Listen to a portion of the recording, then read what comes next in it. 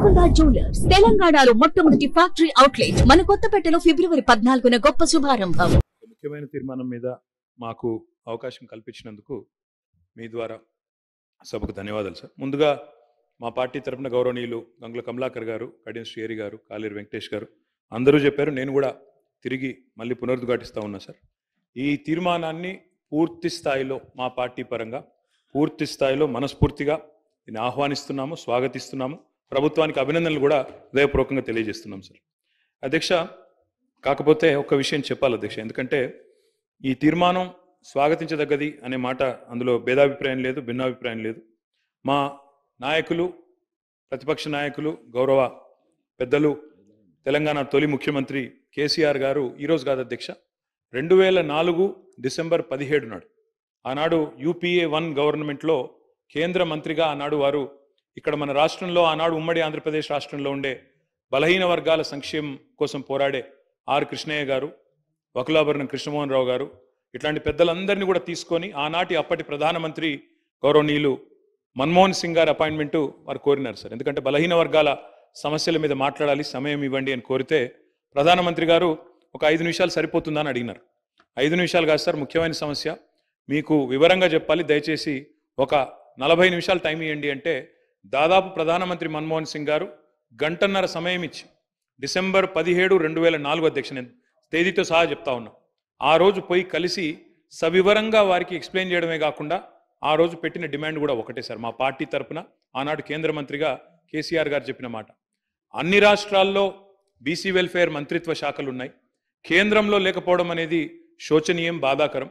కాబట్టి OBC welfare ministry ఖచ్చితంగా పెట్టండి ఆనాడు ఒక సహచర మంత్రిగా ఆ రోజు కేసీఆర్ గారు ప్రధానమంత్రి గారిని ఇక్కడ నుంచి మొత్తం సోదరులందరినీ కూడా తీసుకొని పోయి ఆ రోజు డిమాండ్ చేసిన విషయాన్ని కూడా నేను గుర్తు చేస్తా ఉన్నా అధ్యక్ష. ఆ రోజు డిమాండ్ చేయడమే కాదు, ముఖ్యమంత్రిగా ఆనాడు తెలంగాణలో 2014 తర్వాత ఒకసారి కాదు అధ్యక్ష, 2 సార్లు తీర్మానాలు కూడా చేసి పంపించినాము.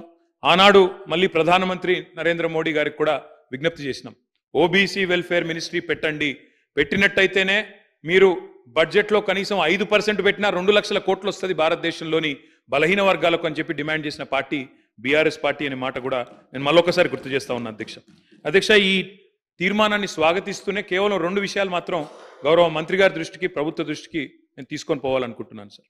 అధ్యక్ష, ఏ కార్యక్రమం చేపట్టినా ఇప్పుడే గౌరవనీయులు గంగుల కమలాకర్ గారు ఒక మంచి మాట చెప్పారు. బీహార్లో ఈ ప్రయత్నం చేసినారు, అక్కడ జనరల్ అడ్మినిస్ట్రేషన్ డిపార్ట్మెంట్ ద్వారా, GAD ద్వారా అక్కడ ఈ కార్యక్రమాన్ని వారు ప్రయత్నం కూడా చేసినారు. ఆనాడు JDU కాంగ్రెస్ పొత్తులో ఉండే అనుకుంటా, అక్కడ ప్రయత్నం RJD పొత్తులో ప్రయత్నం చేసినారు. కానీ దురదృష్టవశాత్తు న్యాయపరమైన చిక్కులు రావడం వల్ల మొత్తం ప్రక్రియ ఆగిపోయింది. 500 కోట్లు బడ్జెట్లో పెట్టినప్పటికీ మొత్తం కార్యక్రమానికే విఘాతం కలిగి ఈరోజు ఎటు కాకుండా త్రిశంకు స్వర్గంలో వేలాడుతూ ఉన్నది. కాబట్టి నా విజ్ఞప్తి, మా అందరి విజ్ఞప్తి, మా పార్టీ తరఫున కూడా ప్రభుత్వానికి నేను చేసే విజ్ఞప్తి అధ్యక్ష, ఈ కార్యక్రమం ఫలవంతం కావాలి అంటే మీరు తదుపరి మీరు చెప్పిన బీసీ డిక్లరేషన్లోని ఆ అంశాలన్నీ కూడా అమలు కావాలని మనస్ఫూర్తిగా ఆశిస్తూ, ఆకాంక్షిస్తూ, ఇది ఫలవంతం కావాలి అంటే ఒక పని చేయాలి అధ్యక్ష. దయచేసి శాసనసభను పొడిగించండి, ఇంకా 2 రోజులు పొడిగించండి, బిల్లు ప్రవేశపెట్టండి.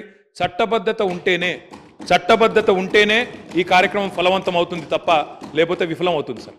ఇంకొక మాట కూడా సార్, ఇప్పుడు జస్టిస్ రాజేందర్ కుమార్ సచార్ గురించి కూడా గౌరవ ముఖ్యమంత్రి గారు చెప్పినారు అధ్యక్ష. జస్టిస్ రాజేందర్ కుమార్ సచార్ కమిటీ ఏర్పాటులో కూడా మా పాత్ర ఉంది, మా నాయకుడు కేసీఆర్ గారి పాత్ర ఉంది. ఆ రోజు UPAలో కేంద్ర కేబినెట్లో వారు ఉన్నప్పుడే ప్రతిపాదన కూడా తీసుకొచ్చాం. ఇప్పుడు ఎందుకు చెప్తా ఉన్నా ఈ మాట అంటే జ్యుడిషియల్ శాంక్టిటీ కానీ అధ్యక్ష, ఒక్క నిమిషం మీరు చెప్పాలి, చెప్పింది దాని మొత్తం అధ్యక్ష చెప్పండి సార్, చాలా అధ్యక్ష, ఇలాంటి తీర్మానానికి ఒకవేళ నిజంగా ఆశించిన ప్రయోజనం నెరవేరాలంటే, ఎందుకంటే నేను నిజంగా పాయల్ శంకర్ గారు మాట్లాడింది విన్నాను, కాలేరు వెంకటేష్ గారు మాట్లాడింది విన్నాను, శ్రీహరి గారు మాట్లాడింది విన్నాను, శంకరన్న మాట్లాడింది విన్నాను. అందరి గొంతుల్లో ఒక ఆవేదన ఉంది అధ్యక్ష. మా మంత్రి గారికి కూడా చాలా ఆవేదనలో, డెఫినెట్గా వారికి కూడా ఆవేదన ఉంది. ఈ సెక్షన్కి లాభం జరగాలి, ముఖ్యంగా బలహీన వర్గాలకు లాభం జరగాలి, బీసీలకు లాభం జరగాలనే ఆకాంక్ష స్పష్టంగా పార్టీలకు అతీతంగా అందరిలో ఉంది. ఉన్నప్పుడు అది ఫలవంతం కావాలంటే జ్యుడిషియల్ శాంక్టిటీ ఉండాలి, లేదా ఎందుకంటే వారే అన్నారు జస్టిస్ రాజేందర్ కుమార్ సచార్, మీరు హైకోర్టు చీఫ్ జస్టిస్ని అడిగితే మీకు ఒక సిట్టింగ్ న్యాయవాదిని ఇస్తారు, జ్యుడిషియల్ కమిషన్ ఏంటి, లేదా బ్రహ్మాండంగా స్టాచ్యూటరీ శాంక్షన్ కావాలి అంటే రేపు ఎల్లుండి శాసనసభను పొడిగించండి, తమరి నిర్ణయం, వెంటనే బిల్లు తీసుకొని రండి. మేము సంపూర్ణంగా మా పార్టీ నుంచి మద్దతు తెలియజేస్తామని చెప్పి కూడా తెలియజేస్తూ మీకు ధన్యవాదాలు అధ్యక్ష అవకాశం ఇచ్చారు.